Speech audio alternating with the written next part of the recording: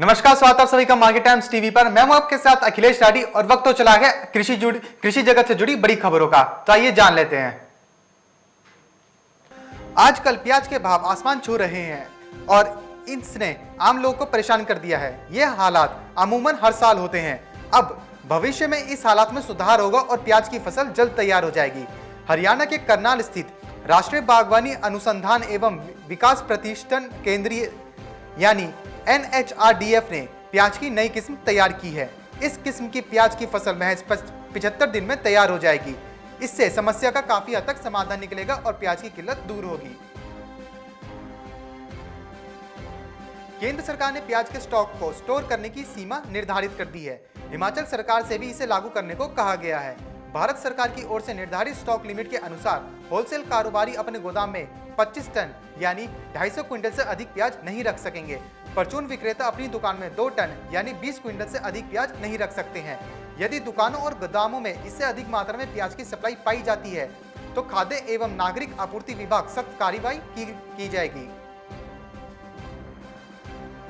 दालों के साथ साथ अब राज्य सरकार आलू और प्याज भी सस्ती दरों पर बेचेगी। आलू प्याज बेचने की जिम्मेदारी उद्यान विभाग व उत्तर प्रदेश सहकारी कृषि विपणन संघ हाफेड को सौंपी गई है। शीघ्र ही प्रदेश के कोल्ड स्टोरों से आलू तथा नाफेड से प्याज लेकर बाजार में सस्ते दरों पर इनकी बिक्री शुरू की जाएगी। जानकारों की माने तो आलू प्याज के आसमान छूते दामों को नियंत्रित करने के लिए सरकार ने विभिन्न एजेंसियों के माध्यम से इसकी बिक्री करने का निर्णय किया है। तय यह भी किया गया है कि प्रदेश के सभी जिलों के प्रमुख बाजारों में अगले सप्ताह से आलू प्याज के स्टॉल लगाए जाएंगे। इन स्टॉलों पर सस्ती दरों पर आलू प्याज बेचा जाएगा। केंद्र सरकार द्वारा तुअर आयात की अवधि बढ़ाने के बाद तुअर के दाम में करीब 300 रुपए प्रति क्विंटल की गिरावट आई है। वाणिज्य एवं उद्योग मंत्रालय के तहत आने वाले विदेश व्यापार निदेशालय द्वारा 26 अक्टूबर को जारी एक अधिसूचना के अनुसार तुअर आयात की अवधि बढ़ाकर 31 दिसंबर 2020 तक कर दी गई है। बाजार सूत्रों से मिली जानकारी के अनुसार महाराष्ट्र की अकोला मंडी में देसी तुअर का भाव 300 रुपए घटकर 7,050 रुपए प्रति क्विंटल पर आ गया है। तुअर का भाव बीते 15 दिन में करीब 2,300 रुपए प्रति क्विंटल तक गिरा है। उत्तर प्रदेश के लखनऊ में आने वाली नई फसल और आयात खुलने के बाद आयातित माल आने की आहट से स्टोर हुई अरहर की दाल बाहर आना शुरू हो गई है। इसका असर बाजार के भाव पर पड़ रहा है। अरहर की दाल की अलग अलग किस्मों में 10 रुपए प्रति किलो से लेकर और अधिक की कमी आ गई है। उत्तर प्रदेश की मुजफ्फरनगर मंडी में गुड़ और चीनी के भाव में बढ़त दर्ज की जा रही है। गुड़ चाकू का भाव 950 से लेकर 1141 रुपए और गुड़ लड्डू 1060 रुपए से लेकर 1105 रुपए और गुड़ खुरपा का भाव 950 रुपए से लेकर 988 रुपए रहे हैं। वहीं आवक करीब 6000 मन की रही।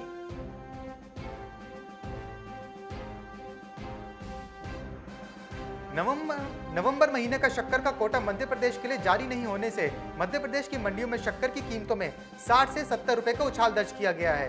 थोक बाजार में MUP शक्कर की कीमत 3550 रुपए से उछलकर 3650 रुपए पर पहुंच गई है। हालांकि बाजार जानकार मानते हैं कि अगर नवंबर महीने का कोटा जारी होता है तो शक्कर की कीमतों में फिर से गिरावट दर्ज की जा सकती है।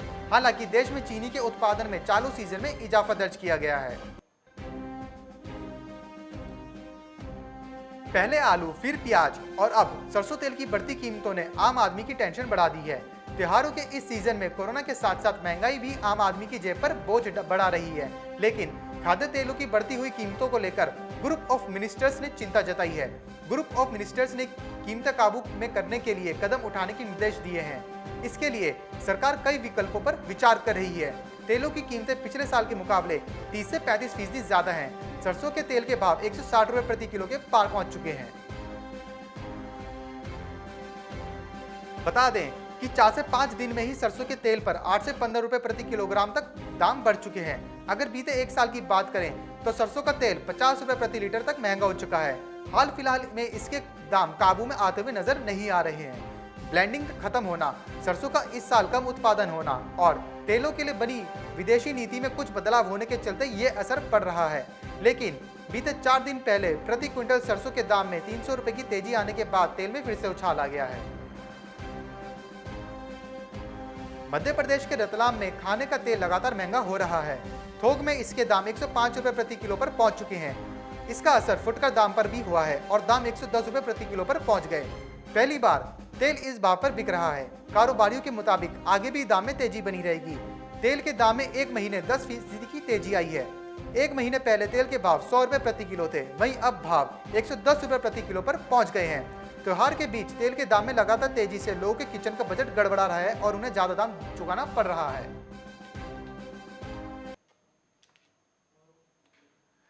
तो ये थी कृषि जगत से जुड़ी आज की बड़ी खबरें। फिलहाल बड़ी खबरों में बस इतना ही, लेकिन कहीं जाइएगा नहीं क्योंकि खबरों का सिलसिला मार्केट टाइम्स टीवी पर यूं ही जारी रहेगा।